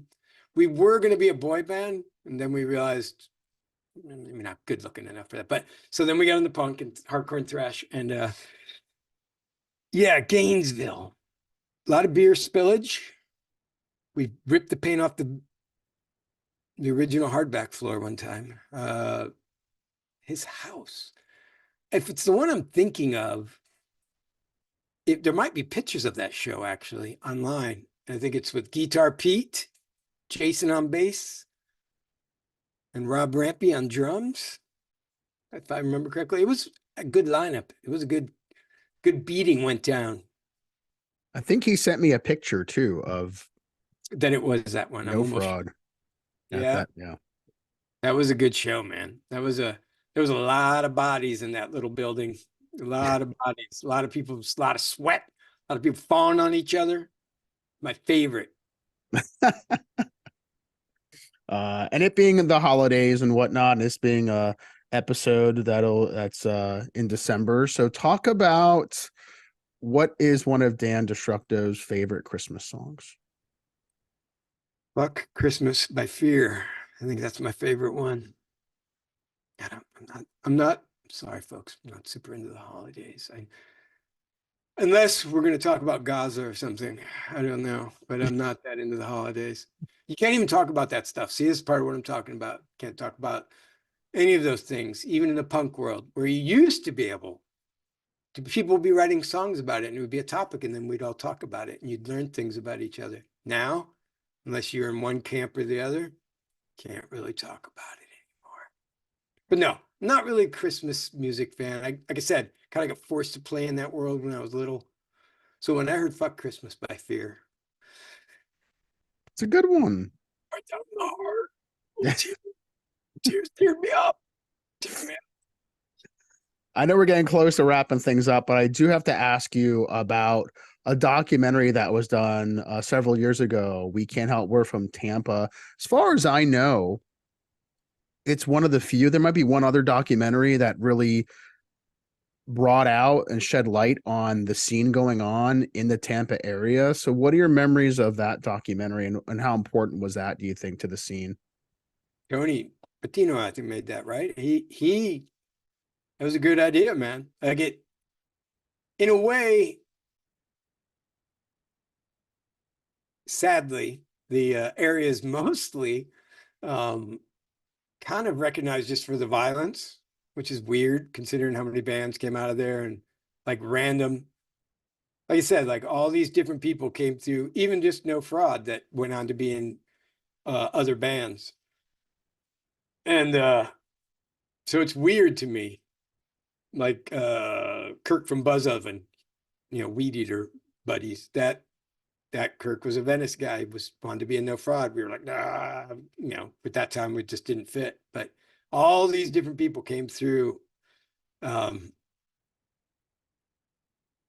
it's until he did that. I mean, granted, it was part of it was on that violence because it has to be talked about. But the this is strange. Like even you could name what technically are probably the biggest bands from the Gainesville thing. All of them came from Sarasota, Port Charlotte, like Bradenton. They're really not all from Gainesville, except, a couple of them obviously are, but half of them are not. They're all from where we're from.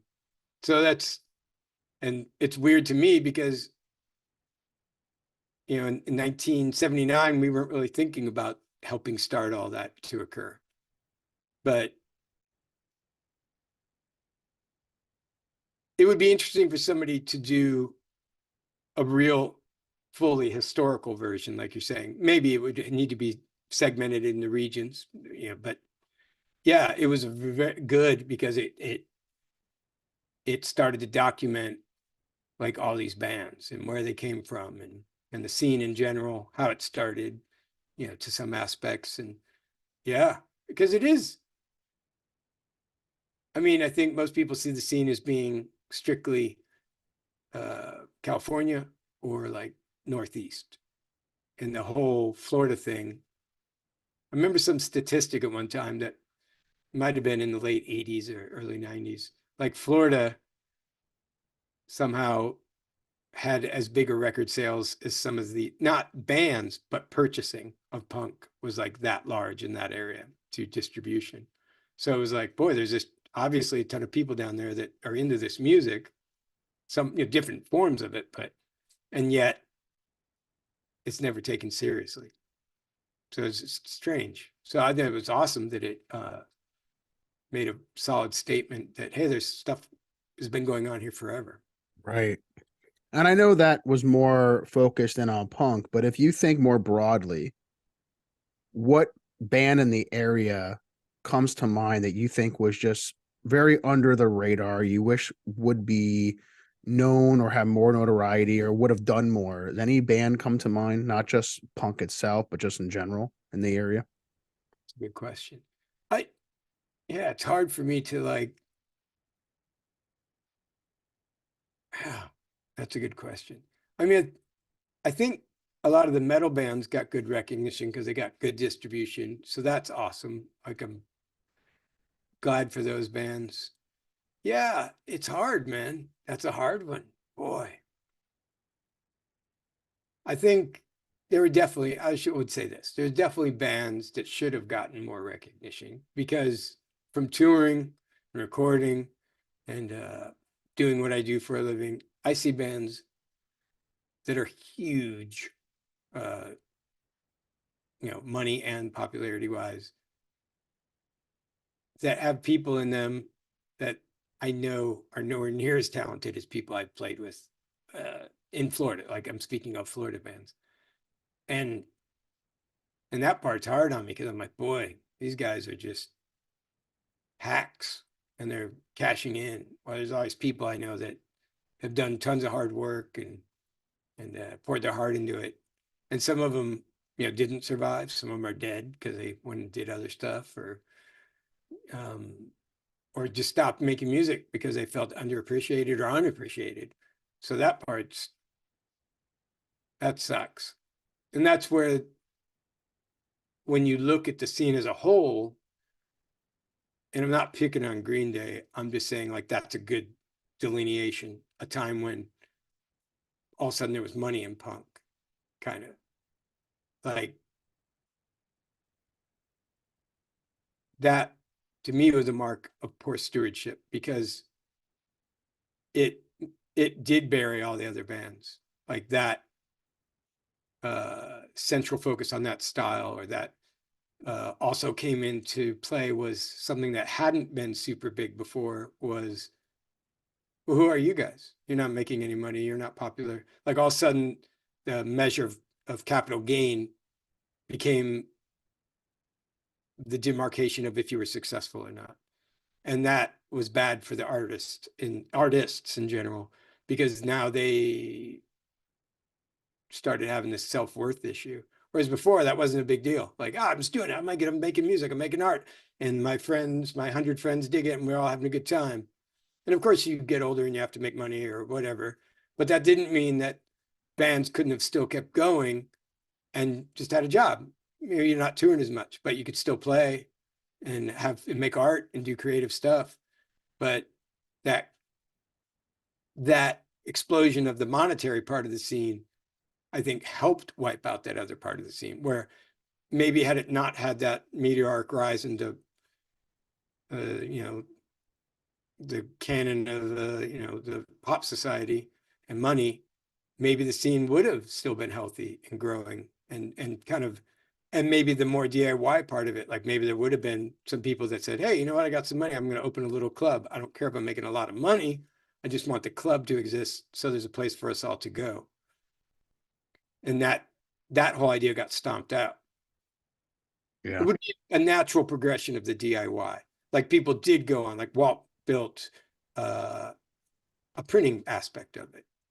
I did some recording stuff. Other people did studios. Like Chuck Blues does art and graphics and stuff for people and bands. And of course you don't have to just do punk bands, but I'm just saying they built businesses that serviced in a nice way, in a not completely capitalistic pop consumerism version that serviced the scene and the community versus some race to the top of some money ladder. And if you don't get there, why are you still even playing? Why are you still making art? Why are you doing this? You're not making any money. Completely devoid of the personality of the person or who they are, which is to me part of what the whole thing was about in the first place. Right. Self-expression. And just speaking of that self-expression, is there anything that you feel like you haven't said yet that you're working on with your next album? Yeah, I mean, there's always new stuff to talk about, I suppose. Some of it old. And maybe on the next record, that's kind of what I'm looking at. Like I'm rereading Frankenstein because that was at its time kind of a way to say, hey, science is out of control. Like technology isn't being regulated, which is basically what the book was about. There's like unregulated scientific advancement, and it led to somebody building a monster, or whatever. But I mean, you could totally do that. You could redo that story. I mean, I know that some Netflix did another, but you could do that story as AI right now. Like that is the same thing. Somebody's building an entity that will have some form of consciousness. That's exactly what the book's about, like Fahrenheit 451. That's kind of about censorship to a large degree, and where you get this monoculture society that only does one thing to some extent, and you aren't allowed to offer. In fact, the facts change so quick, you can't have books because it's like a printed version of history. And that if that history becomes uncomfortable, untenable at the moment, because it disagrees with the narrative that you're saying, well, that book has to go away. So like all these things are still going on, man. These people predicted what these technologies, like they were able to extrapolate in their mind. Oh, well, this is going to lead to this. This is going to lead to this. This is going to lead to this. And they they came up with a story about it, right? 1984, same thing. And we're seeing that with things like Ukraine, Gaza, like you can't, vaccines, all these things, you can't express yourself because you'll either be censored completely, taken off your social media, or your friends won't talk to you, whatever it is. So you're not, in a way, you are censored. You can't even talk about it, which is fascinating to me because that's like not scientific. The whole thing of science is you should be discussing every option and doing all these different experiments, be they social or not, and coming up with answers. Guess what? One answer may work for someone, may not work for someone else, right? Like just like medicine, when they ask you, what's the first thing you do when you go to see a new doctor? One of the first things they ask you is, are there any medications you're allergic to? Because they know some medications will work for some people, don't work for other people. But if you tried to bring that up during the craziness, you might be censored. So yeah, there's tons of new things, which are still to me, to some degree, old things, but that gives you the ability to write new lyrics because you realize like, boy, this stuff isn't over. person wrote this book about it, people didn't learn a lesson. We're still going through it all, which tells you something about human nature. But yeah, there's definitely some things to write about still. Do you feel like because of the time that we're living in now, that whether it's consciously or subconsciously, that the lyrics and music that you write for No Fraud today is censored compared to would it be if it wasn't this way? Yeah, when I was doing that last record, I thought about it. I was like, boy, there's some stuff I'm saying here. Like the idea for the cover art, which for people, if they haven't seen it, is basically Capitol building, like as a battle zone. um, I came up with that idea a long time ago, like 2015 or something, and drew it out and had the artist knock it out. Mark knocked it out. And then the record came out, and guess what? 6 months later, Capitol building, all the chaos. People are like, how'd you know that? I'm like, it's like, obviously, crap's going to go down. Like, yeah, like I thought about it. I'm like, boy, some of this is going to cause a problem. Like, this is, but, you know, without distribution, somewhat intentional. I mean, I've had people tell me they don't want to carry the record because, yeah, it's too controversial. So I guess in a way, yeah, you're right. It also had, I don't know if this was symbolic of the movie They Live, but it had like some of those signs of what you can see, what people aren't really saying, but you know that's what's being said. Did that have any influence as well on the cover Yeah, art? yeah, definitely. In a way, like exactly. Like some of it is the subtext of what's going on. Whether I guess I would say they know that some people know that this crap's going on and they don't care because they don't want to rock the boat or they're profiting from it. And by stuff going on, I mean graft and greed and corruption in general, and like wars for profit, basically. So yeah, some of it is kind of from the They Live theme in a way, that you look at a sign or something's up one week and then it's gone and you're like, why is that gone? And then you realize, oh, it's because it conflicted with this other thing. Or you put up some very opaque statement that could be taken in 7 different ways, things like that. It's a great record. I mean, I definitely enjoy it, and I like the cover art as well. And looking forward to the next album or whatever songs are kind of in the fire, whatever you're working on, Dan. I'm sure fans of No Fraud will be looking out for that as well. So as we kind of get ready to close things out, I just want to say thank you for taking the time to come on the podcast and to tell your story, but also the story of No Fraud. And it's just been a pleasure having you on. So as we kind of close things out, I'd like to turn over to you. Any final remarks or closing you want to share? The floor is yours. Yeah, final statements. I don't have final statements. I only have future statements. God damn it.